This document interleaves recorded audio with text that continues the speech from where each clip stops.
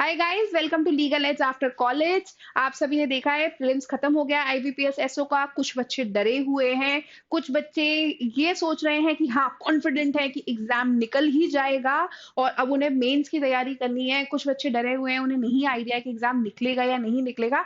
तो आपके डर को थोड़ा कम करने के लिए, आपकी कॉन्फिडेंस को एक और बैकअप और बूस्ट करने के लिए हम आज का वीडियो लेकर आए हैं, जिसमें हम आईबीपीएस एसओ के 9 नवंबर के हुए प्रीलिम्स का एक्सपेक्टेड कट ऑफ डिस्कस करेंगे। चलें? चलो।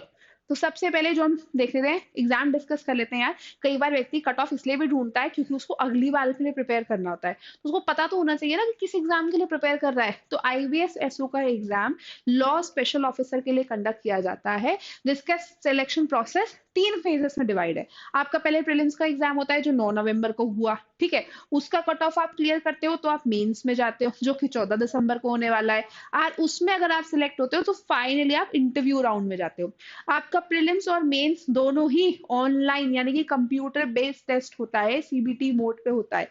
9 नवंबर को आपका प्रीलिम्स हुआ, 14 दिसंबर को आपका मेंस है, जो कि इंग्लिश एंड हिंदी लैंग्वेज दोनों में ही आता है, ठीक है। चलो, आपके जो प्रिलिमिनरी एग्जाम हुआ था यानी कि आपका प्रीलिम्स, उसका क्या पैटर्न था ये देख लीजिए। ये 120 मिनट का एग्जाम था, जिसमें से इंग्लिश के 50 क्वेश्चंस आए थे, जो कि 25 मार्क्स के थे, यानी each question is of 0.25 marks. और टाइम कितना था? 40 मिनट।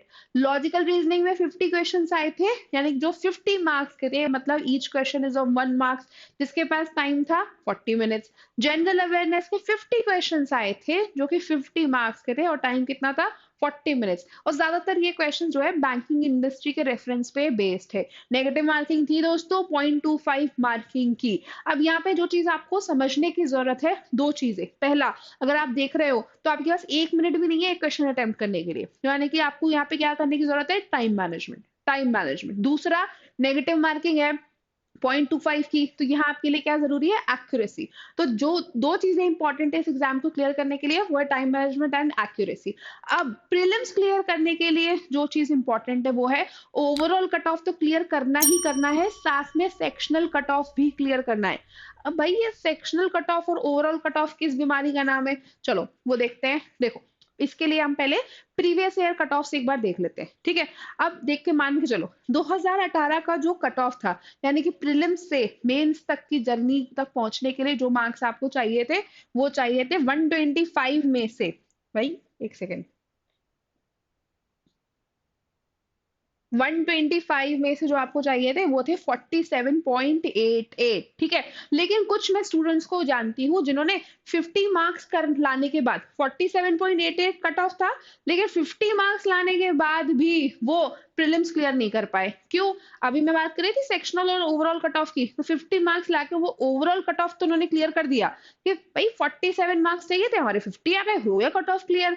ओवरऑल कट ऑफ हुआ है बॉस, सेक्शनल कट ऑफ नहीं हुआ है। सेक्शनल कट ऑफ किस बीमारी का नाम है? ये देखो, सेक्शनल कट ऑफ में इंग्लिश में 25 में से 6 मार्क्स लाना कंपलसरी था, रीजनिंग में 50 में से 12.25 लाना जरूरी था, और जनरल अवेयरनेस में 50 में से 8.25 लाना जरूरी था, ठीक है। ये समझ आया? अब ऐसा कैसे हुआ?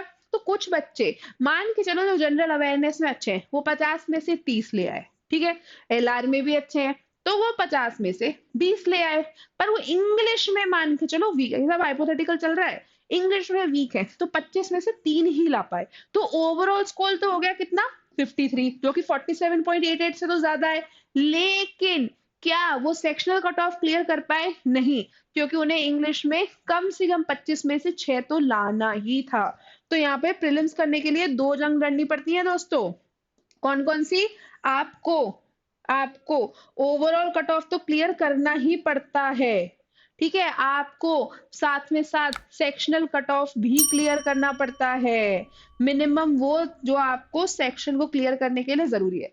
अब प्रीवियस ईयर के कट ऑफ देख लेते हैं। 2018 में इंग्लिश के लिए मिनिमम 6, एल रीजनिंग के लिए 12.25 और जनरल अवेयरनेस के लिए 8.25, ओवरऑल 47.88।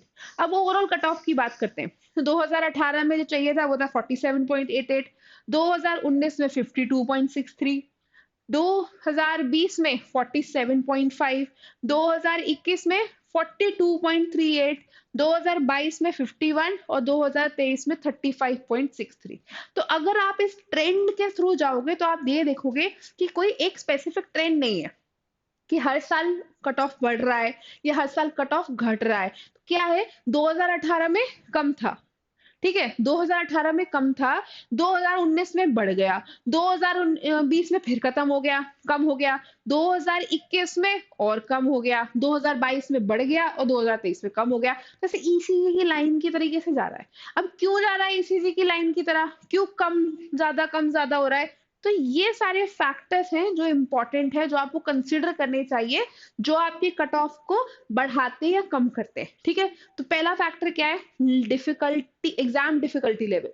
हमेशा याद रखना कि अगर आपका एग्जाम की डिफिकल्टी ज्यादा है, if the exam is more difficult, obviously बहुत सारे बच्चे कम स्कोर कर पाएंगे, तो कट ऑफ अपने आप क्या हो जाएगा, कम हो जाएगा। अगर नंबर ऑफ वेकेंसीज ज्यादा है, ठीक है, तो ऑब्वियसली बात है कि आपको ज्यादा से ज्यादा बच्चे सिलेक्ट करने की जरूरत है। क्यों? क्योंकि इंटरव्यू में भी तीन तीन गुना बच्चे आते हैं यार, तो मेंस में तो ऑब्वियसली ज्यादा सिलेक्ट करोगे। ज्यादा बच्चे कब सिलेक्ट होंगे, जब कट ऑफ कम होगा। तो अगर नंबर ऑफ वैकेंसी ज्यादा है तो कट ऑफ कम हो जाता है। लास्ट टेस्ट की कैंडिडेट्स की उस एग्जाम में ओवरऑल परफॉर्मेंस कैसी है। अब ये जो ओवरऑल परफॉर्मेंस है ये तो हमें कट ऑफ रिलीज होने के बाद पता चलती है, लेकिन जो दो फैक्टर्स हमारे हाथ में है जिसके बेसिस पे हम cut off expected cut off determine कर सकते हैं, वो है नंबर ऑफ वैकेंसी और एग्जाम डिफिकल्टी। तो इस बार जो आपका एग्जाम था वो इजी तो नहीं था, it was somewhere between moderate to difficult. बहुत ज्यादा ऐसे डिफिकल्ट भी नहीं था पर बहुत ज्यादा इजी भी नहीं था, तो थोड़ा सा मॉडरेट और डिफिकल्टी के साइज में, मॉडरेट से खसक के डिफिकल्टी से थोड़ा दूर था, लेकिन बीच में था, ठीक है, बीच में था, विच मीन्स कि आपका कट ऑफ पिछले साल के कट ऑफ से कोई ज्यादा चेंज नहीं होगा, लेकिन नंबर ऑफ वैकेंसीज इस बार अच्छी खासी है, तो इस वजह से कट ऑफ थोड़ा सा नीचे जा सकता है, ठीक है। या आपको कट ऑफ समझने के लिए ये टू स्टेज प्रोसेस समझना जरूरी है कि आपको कट ऑफ ओवरऑल तो टोटल स्कोर का कट ऑफ तो क्लियर करना ही करना है, इंडिविजुअल कट ऑफ भी क्लियर करना है दोस्तों, इंडिविजुअल कट ऑफ भी क्लियर करना है।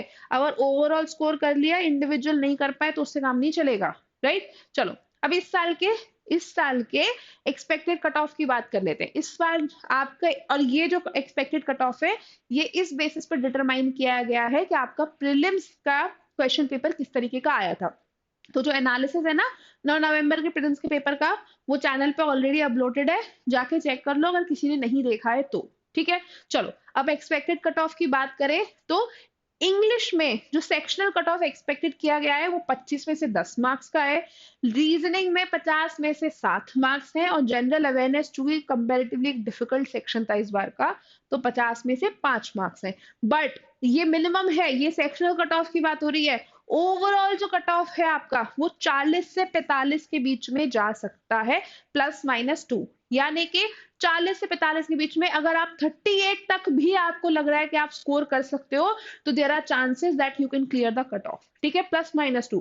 अगर आपको लग रहा है कि 38 के पास तक भी आप स्कोर कर सकते हो तो please start preparing for your mains, do not wait. 30+ subjects हैं यार, 30+ सब्जेक्ट्स, उतने तो टाइम भी नहीं है हमारे पास, उतने तो दिन भी नहीं बचे हैं कि हम एक दिन में एक सब्जेक्ट निपटा सके। उसके बाद भी सब्जेक्ट्स कैसे हैं, कॉन्स्टिट्यूशनल लॉ, उसके बाद कॉन्ट्रैक्ट, या भारतीय न्याय संहिता, या भारतीय साक्ष्य अधिनियम, या भारतीय नागरिक सुरक्षा संहिता, जो एक दिन में निपटाने वाले सेक्शंस नहीं है। Start preparing for your mains. और अगर आपको लगता है कि इस बार आप क्लियर नहीं भी कर पाओगे तो भी start preparing for your mains, because ultimately जब नेक्स्ट ईयर बैठोगे ना, नेक्स्ट टाइम बैठोगे तो भी वो एक ही महीने का टाइम पीरियड होगा where you can only revise, आप प्रिपेयर नहीं कर सकते हो। अच्छा, अब अगर प्रिपेयर करना ही सोच रहे हो तो it's the time for revision, तो please do not waste your time in collecting the resources, ठीक है। यहाँ लीगल एज आफ्टर कॉलेज आपके लिए अपॉर्चुनिटी लेकर आया है। ये अपॉर्चुनिटी कल भी अनाउंस की गई थी, ये अपॉर्चुनिटी मैं आज भी अनाउंस कर रही हूँ। 2 अपॉर्चुनिटीज है आपके लिए। एक तो हम एक सीरीज रन कर रहे हैं यूट्यूब पे which is free of cost, जहाँ पे आप सारे इंपॉर्टेंट सब्जेक्ट्स के ऊपर वीडियोस देख सकते हैं, जहाँ इंपॉर्टेंट कंसेप्ट डिस्कस हुए। वहीं उसे अगर आपको डिटेल में पढ़ना है तो नया बैच लॉन्च हो रहा है सिर्फ आईबीपीएस मेंस के एस्पिरेंट्स के लिए, ओनली ऑन 999। 999 में आपको रिकॉर्डेड क्लासेस, टेस्ट और मटेरियल्स तीनों चीजें प्रोवाइड की जा रही हैं। मेरे टाइम पे तो सच बताऊँ इतने कम कॉस्ट पे था भी नहीं। अगर नहीं भी जॉइन करना है, at least go, explore the course. Course देखो, कोर्स ऑफर क्या कर रहा है, कोई भी कन्फ्यूजन, कोई भी डाउट है, reach out to us, will help you. And उसके बाद अगर आपको लगता है 999 यार, जिसमें आपको 15 मॉक्स मिल रहे हैं, 15 मॉक्स मतलब एक मॉक्स 100 रुपए का भी नहीं है, राइट? तो it's no harm to join a course. Even if you are not able to clear the pre this time, it is eventually going to help you next time. Please explore the course. ये video आपके लिए helpful है, अच्छी बात है। अगर आपको लगता है कोई और दोस्त पैनिक कर रहा है कि एग्जाम क्लियर होगा या नहीं, तो उसके साथ शेयर करो। अब आईबीपीएस मेंस के लिए लगातार वीडियोस आने वाले हैं। अभी तक अगर आपने इस चैनल को लाइक एंड सब्सक्राइब नहीं किया है, तो please like and subscribe the channel, क्योंकि काफी ज्यादा वीडियोस, मटेरियल्स, हम रिसोर्सेज आपके लिए इंफॉर्मेशन लेकर आएंगे, जो आपकी मेंस की प्रिपरेशन में काफी हेल्पफुल होंगे। ठीक है, चलो, wish you all the very best. पढ़ते रहो और हमारे साथ जुड़े रहो, काफी नई नई चीजें हम लोग आपके लिए लेकर आ रहे हैं। ठीक है, सी यू गाइस।